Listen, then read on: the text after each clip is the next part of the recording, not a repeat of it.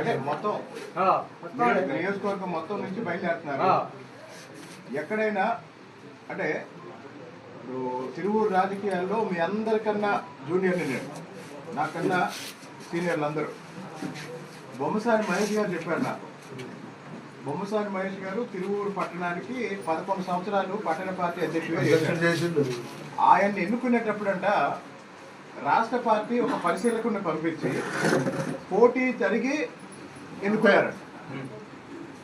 కార్యకర్తల సమావేశంలో ఎవరెవరైతే పోటీ చేస్తారో పోటీ చేయమని పోటీ పెట్టి ఆ పోటీలో ఎలక్షన్లో గెలిచారు.